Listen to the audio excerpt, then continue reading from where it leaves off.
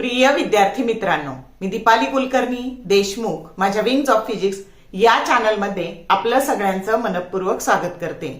तर माझ्या चॅनलवर मी 35 days strategy for state board exam हा व्हिडिओ अपलोड केला आणि त्याला तुम्ही खूप भरभरून प्रतिसाद दिला आणि त्या व्हिडिओमध्ये मी तुम्हाला सांगितलं होतं की आपण स्टेट बोर्ड च्या परीक्षेसाठी 2026 च्या परीक्षेसाठी सिरीज सुरू करतो आहोत। तर ती सिरीज आज मी सुरू करते आहे। तर बघा, सिरीज आहे target series for state board exam 2026। आता याच्यामध्ये मी तुम्हाला व्हिडिओमध्ये मी तुम्हाला सांगितलं होतं की तुम्ही छोट्या छोट्या प्रश्नांवर जर भर दिला तर तुमचा 46 मार्क्सचा अभ्यास होऊ शकतो विदाउट प्रॅक्टिकल, आणि त्याच्यामध्ये तुम्ही जर प्रॅक्टिकलचे मार्क्स ऍड केले तर तुम्हाला अगदी डिस्टिंक्शन सुद्धा मिळू शकतं 1 मार्काच्या आणि 2 मार्काच्या प्रश्नांवर। आणि म्हणून आपण आता सोप्या पद्धतीने कमी वेळात अभ्यास करणार आहे। जर कुणाला भीती वाटत असेल तर परीक्षेबद्दलची भीती काढून टाका। आता सगळ्यात आधी तुमच्या ज्या ॲबिलिटीज आहे तर त्याच्यावर believe in your self, in your abilities, stay calm, शांत रहा, कॉन्फिडंट रहा, कन्सिस्टंट रहा आणि अभ्यासाला सुरुवात करा। बघा, थोडं थोडं थोडं थेंबे थेंबे तळे साचे असा थोडा थोडा अभ्यास आपला होणार आहे। आणि त्याच्यामुळे आता या टार्गेट सिरीजचा आज पहिला भाग मी अपलोड करते आहे आणि आपण सुरुवात करणार आहे की सगळे फरक, तुमच्या पूर्ण सिलेबस मधले फरक आपण पहिल्या 2-3 भागात पाहणार आहे। ऑल डिफरन्सेस पहिल्या चॅप्टर पासून 16व्या चॅप्टर पर्यंत, म्हणजे रोटेशनल डायनॅमिक्स पासून सेमी कंडक्टर डिव्हाइसेस पर्यंत जेवढे डिफरन्सेस आहेत तेवढे डिफरन्सेस आपण सुरुवातीला बघणार आहे। त्याने काय होणार आहे तर डिफरन्सेस केल्याने जर समजा आपण डिफरन्स पाहिला की polar molecule, non polar molecule, आणि तुम्हाला फक्त डेफिनेशन आली क्वेश्चन नंबर सेक्शन ए च्या क्वेश्चन 2 मध्ये डिफाइन पोलर मॉलिक्यूल, किंवा जर सेक्शन ए मध्येच एमसीक्यू आला dash dash is A polar molecule, तर त्या डिफरन्सचा उपयोग करून तुम्हाला लिहिता येणार आहे की नाही प्रश्नाचं उत्तर। म्हणजे डिफरन्सचा उपयोग आपल्याला 1 मार्काच्या प्रश्नाला पण होऊ शकतो, 2 मार्काच्या प्रश्नाला पण होऊ शकतो, आणि म्हणून पूर्ण सिलेबस मधले डिफरन्स तुम्ही एकदा केले की तुमचा 20% अभ्यास कंप्लीट होणार आहे। आणि म्हणून आपण सुरुवात सगळ्या डिफरन्सने करणार आहे। आणि एक महत्वाचं लक्षात घ्या की याच्यासाठी एक वही करा। मी अगदी सोप्या पद्धतीने आणि खूप कमी कष्टात ते तुमचे डिफरन्स तयार होतील अशा पद्धतीने तुम्हाला सांगणार आहे, आणि त्याच्यामुळे त्या वहीत ते पॉइंट्स लिहून काढा आणि ते चांगले लर्न करा, म्हणजे तुम्हाला फायदा होईल। तर आता बघा, डिफरन्स लिहिताना कसे लिहायचे तर ते नेहमी टेबल फॉर्म मध्ये लिहायचे। पहिला पॉइंट नेहमी डेफिनेशनचा लिहायचा, त्याच्यानंतर लक्षात ठेवायला सोपे, लिखाणाला कमी असे डिफरन्स सिलेक्ट करायचे, आणि त्या डिफरन्स मध्ये जर एक्झाम्पल असतील तर सगळे एक्झाम्पल लर्न करायचे। हे मी तुम्हाला वारंवार का सांगते आहे तर त्याच्यावरच आधारित तशा पद्धतीने प्रश्न विचारले जातात। मग वेळ न घालवता आपण सुरू करू पहिल्या चॅप्टरचे डिफरन्स, आणि चॅप्टर आहे रोटेशनल डायनॅमिक्स, आणि फरक आहे uniform circular motion, distinguish between uniform circular motion and non uniform circular motion, यातला फरक आपण पाहणार आहे। आणि फिजिक्स साठी आपल्याला 2 पॉइंट लिहायचे, आपल्या वहीत आपण 3 पॉइंट घेणार आहे। आलं का लक्षात? मग आता सगळ्यात आधी आपण सर्क्युलर मोशन म्हणजे काय ते बघू। तर सगळ्यात आधी सर्क्युलर मोशनची डेफिनेशन आपल्याला बघायची आहे। Motion of an object along the circumference of a circle. बघा, हा जो ऑब्जेक्ट आहे की ज्याचा मास m आहे तो ह्या सर्कम्फरन्स वर फिरतो आहे, तर त्याला म्हणायचं circular motion. Motion of an object along the circumference of a circle is called as circular motion. मग समजा आपण ह्या तुमच्या ऑब्जेक्टला इथून प्रोजेक्ट केलं, इथून असं प्रोजेक्ट केलं, त्याच्यानंतर इथून प्रोजेक्ट केलं, इथून प्रोजेक्ट केलं, इथून प्रोजेक्ट केलं, या पद्धतीने। आणि मग आता तुम्हाला माहिती आहे की व्हेलॉसिटीची जी डायरेक्शन आहे ती सगळ्या ठिकाणी बदलणार आहे। ही व्हेलॉसिटीची डायरेक्शन सगळ्या ठिकाणी बदलणार आहे, पण हे डिस्टन्स जर कॉन्स्टंट असेल ना तर व्हेलॉसिटीच्या मॅग्निट्यूडला आपण स्पीड असं म्हणतो, आणि म्हणून याची व्हेलॉसिटी बदलणार आहे, लिनियर व्हेलॉसिटी बदलणार आहे, पण त्याचा लिनियर स्पीड, व्ही म्हणजे लिनियर स्पीड, हा कॉन्स्टंट राहणार आहे। आणि जेव्हा असा लिनियर स्पीड कॉन्स्टंट राहतो ना तर त्या सर्क्युलर मोशनला म्हणायचं युनिफॉर्म सर्क्युलर मोशन. मग आपल्याला माहितीये व्ही बरोबर आर ओमेगा. मग आता व्ही म्हणजे लिनियर स्पीड, आर म्हणजे त्याची रेडियस आणि ओमेगा म्हणजे अँग्युलर स्पीड. मग व्ही जर कॉन्स्टंट, आर जर कॉन्स्टंट तर ओमेगा सुद्धा कॉन्स्टंट. आणि म्हणून याची डेफिनेशन काय करायची, uniform circular motion is defined as motion of an object along the circumference of a circle with constant speed. मग त्याच्यात दोन्ही स्पीड आले, लिनियर स्पीड आणि अँग्युलर स्पीड. समजतंय का? मग आता बघा या नॉन युनिफॉर्म सर्क्युलर मोशन मध्ये काय होतं, आपण इथून प्रोजेक्ट केला, इथं लिनियर स्पीड वेगळा, इथं लिनियर स्पीड वेगळा, इथं वेगळा आणि इथे वेगळा. मग असा लिनियर स्पीड जर प्रत्येक वेळी वेगवेगळा आला ना, हे डिस्टन्स प्रत्येक वेळी वेगवेगळं आलं तर मग काय झालं, व्हेलॉसिटी तर बदलली आहे, लिनियर व्हेलॉसिटी तर बदलली आहे, पण लिनियर स्पीड सुद्धा बदललाय. आणि मग व्ही बरोबर आर ओमेगा.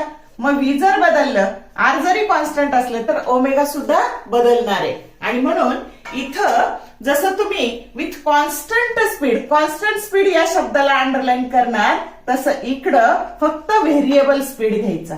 समजलं का? Motion of an object along the circumference of a circle with variable speed. मग तिन्ही डेफिनेशन तयार झालं, circular motion, uniform circular motion आणि नॉन युनिफॉर्म सर्क्युलर मोशन. मग आता लिनियर स्पीड कॉन्स्टंट असल्यामुळे काय झालं, याला एक रिव्हॉल्युशन पूर्ण करायला प्रत्येक वेळी सारखाच वेळ लागणार आहे. आणि म्हणून पहिल्या डेफिनेशनचा पॉइंट झाला की दुसरा पॉइंट घ्यायचा, it is a periodic motion. ही कशी मोशन आहे, it is a periodic motion आणि त्याच वेळाने रिपीट होणारी मोशन. आणि it is not a periodic motion. झालं, it is not a periodic motion. It is not a periodic motion. समजलं का? It is a periodic motion, it is not a periodic motion. कळला difference? कळले का दोन point? आणि आता बघा, जेव्हा आपण अशी हॉरिझॉन्टल सर्क्युलर मोशन घेतो तर ती युनिफॉर्म सर्क्युलर मोशन असते आणि जेव्हा अशी व्हर्टिकल सर्क्युलर मोशन घेतो ती नॉन युनिफॉर्म सर्क्युलर मोशन असते. आणि म्हणून तुम्ही एक्झाम्पल लिहू शकता की horizontal circular motion is a uniform circular motion आणि जी काही व्हर्टिकल सर्क्युलर मोशन ही नॉन युनिफॉर्म सर्क्युलर मोशन. असे 3 पॉइंट आपल्याला तिथे लिहिता येतील. कळला का पहिला फरक? Yes or no? आता पुढचा फरक आपल्याला पाहायचा, सेंट्रीपेटल फोर्स आणि सेंट्रीफ्युगल फोर्स. तर फक्त सेंट्रीफ्युगल फोर्सची जी डेफिनेशन आहे ना ती फेब्रुवारी 2024च्या तुमच्या बोर्ड परीक्षेला विचारली होती. मग आता बघा, तर ही युनिफॉर्म सर्क्युलर मोशन आहे आणि त्याच्यामध्ये काय झालंय, तर हा जो फोर्स आहे हा सेंटरकडे येतो, टुवर्ड्स द सेंटर, आणि असतो कुठे, रेडियसवर, आणि त्याला आपण म्हणतो सेंट्रीपेटल फोर्स. मग कशी करायची definition? A centripetal force is a force which is acting along the radius. कुठे आहे तो? रेडियसवर आहे आणि towards the centre of the circle. तर हे जे सेंटर आहे सर्कलचं त्याच्याकडे येतो. समजलं? इथं दोन शब्द खूप महत्वाचे, along the radius and towards the centre of the circle. आणि अशा फोर्सला कोणता फोर्स म्हणायचं? Centripetal force. I repeat, centripetal force is a force which is acting along the radius and towards the centre of the circle. Towards शब्दाला underline करायचं. आता centrifugal हा केंद्रापासून दूर जातो, म्हणजे away from the centre of the circle, पण असतो कुठं? रेडियसवरच. आणि म्हणून centrifugal force is a force which is acting along the radius. इथं परत शब्द कोणता महत्वाचा? Along the radius and away from the centre of the circle. म्हणजे ही त्याची काय झाली? डायरेक्शन झाली. इथं अवे शब्दाला अंडरलाईन करायचं. कळलं? पहिली डेफिनेशन. दुसरी डेफिनेशन विचारली तर डेफिनेशन लिहायची. आता दुसरा, हा कसा फोर्स आहे? रिअल फोर्स आहे. It is a real force. आणि हा कसा फोर्स आहे? हा स्युडो फोर्स आहे. मग परत रिअल आणि स्युडो खाली अंडरलाईन करायचं.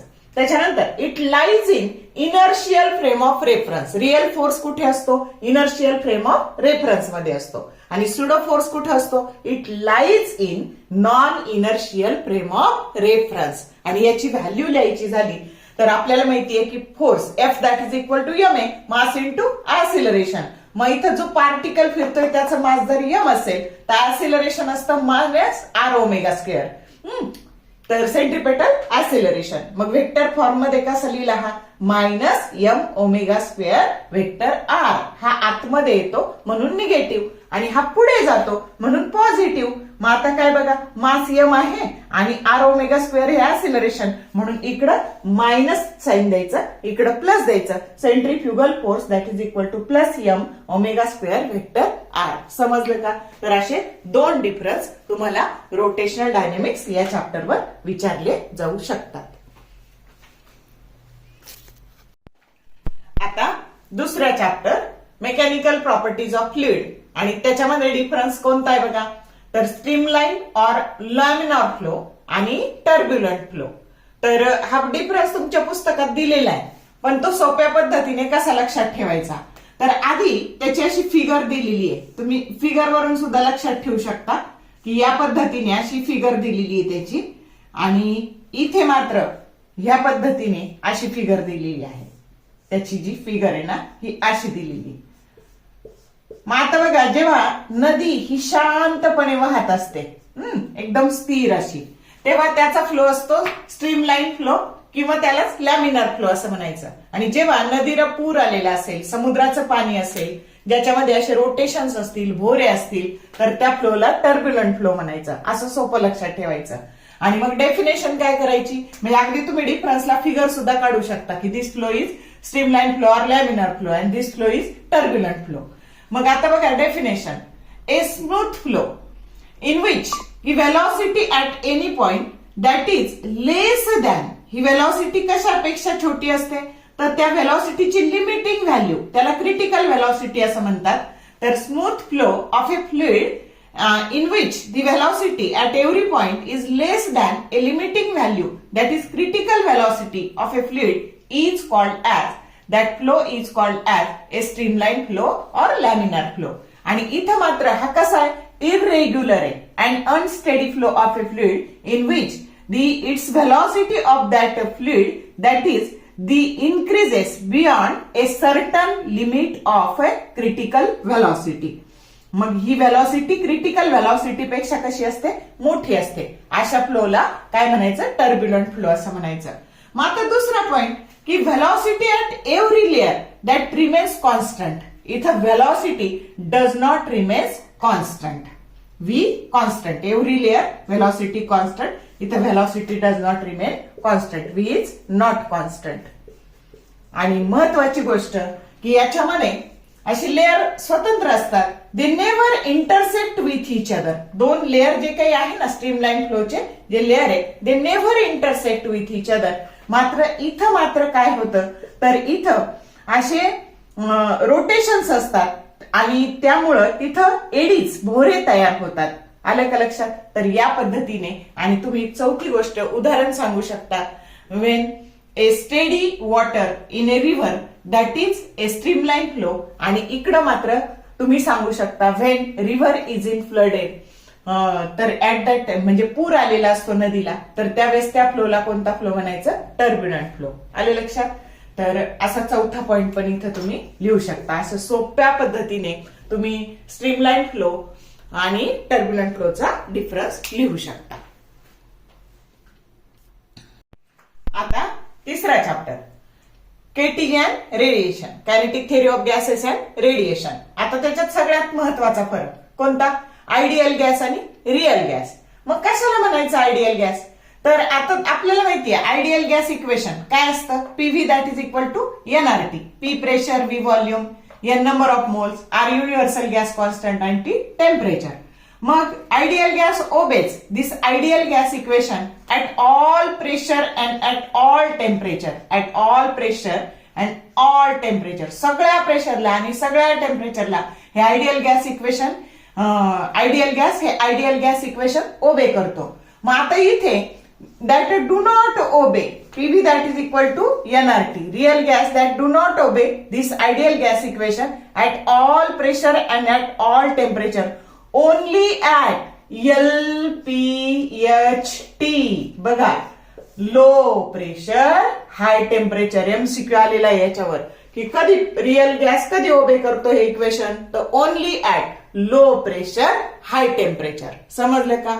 मग आता याचे जे मॉलिक्युल्स आहे ना, त्यांचं जे मास आहे, molecules of ideal gas that is having negligible mass. यांना कसं मास असतं? निग्लिजिबल. यांना मात्र कसं मास असतं? फायनाईट मास. मग आता बघा, निग्लिजिबल मासमुळे यांना कोणताही फोर्स ऑफ अट्रॅक्शन नसतो, नो फोर्स ऑफ अट्रॅक्शन. इकडं मात्र फायनाईट मास असल्यामुळं फोर्स ऑफ अट्रॅक्शन यांच्यामध्ये असतं. आणि हे जे आहे ना, एकमेकाशी कोलिजन होतं ना, the molecules of ideal gas they collide elastically. त्यांच्यात कोणतं कोलिजन असतं? इलास्टिक कोलिजन असतं, की जेणेकरून त्याच्यामध्ये कायनेटिक एनर्जी आणि लिनियर मोमेंटम हे दोन्ही कॉन्झर्व्ड होतं. आणि रिअल गॅसचे जे मॉलिक्युल आहे ते कसे कोलाइड होतात? तर दे कोलाइड इन इलास्टिकली, म्हणजे kinetic energy is not conserved but linear momentum is conserved. अशा पद्धतीने आपण आयडियल गॅस आणि रिअल गॅसचा फरक लिहू शकतो. पैकी याच्यावर एमसीक्यू विचारला गेलेला आहे. ओके, आता केटीजे आणि रेडिएशन याच्यावर मधला फरक पाहायचा आहे. डायथर्मॅनस सबस्टन्सेस अँड अथर्मॅनस सबस्टन्सेस. आता बघा, याच्यासाठी थोडस आपण आधीची पार्श्वभूमी बघू, की जेव्हा एखाद्या सरफेसवर Q इतक्या किमतीची रेडियंट हीट इन्सिडंट असते, त्यातली part of heat absorb by that body. QA इतकी हीट ती बॉडी ऍब्सॉर्ब करते. त्याच्यानंतर QR that is the heat reflected by that body and QT that is the transmitted by that body. मग आता जेव्हा एखादा सबस्टन्स ही हीट ट्रान्समिट करतो, means it can pass or it can transmit the heat radiations through it, that substance is called as dithermanous substances. समजलं का? A substance which can transmit or which can pass the heat radiations through it, that substance is called as dithermanous substances. आणि इकडं जो substance, म्हणजे पहिला point कशाचा झाला? डेफिनेशनचा. इकडं पण डेफिनेशन, की असा सबस्टन्स की जो ट्रान्समिट करत नाही. मग a substance which do not transmit the heat radiation through heat, that substance is called as athermanous substances. मग आता इथं सोपं काय लक्षात ठेवायचं? SQT. SQT म्हणजे पास करतो, नो QT म्हणजे पास करत नाही, ट्रान्समिट करत नाही. मग आता बघा, आपल्याला असं माहितीये coefficient of absorption, coefficient of reflection आणि कोएफिशियंट ऑफ ट्रान्समिशन या सगळ्याची ऍडिशन 1 असते. मग आता इथं TR आहे, QT प्रेझेंट आहे म्हणजे TR आहे. कोएफिशियंट ऑफ ट्रान्समिशन हा 0 नाहीये, त्याला काहीतरी व्हॅल्यू आहे. आणि म्हणून याच्यासाठी इक्वेशन येईल A plus R plus TR that is equal to 1. इकडे मात्र TR 0 आहे, ट्रान्समिट करत नाही, मग कोएफिशियंट ऑफ ट्रान्समिशन त्याचा 0 आहे. मग हेच इक्वेशन काय झालं? A प्लस R बरोबर 1. आलं लक्षात?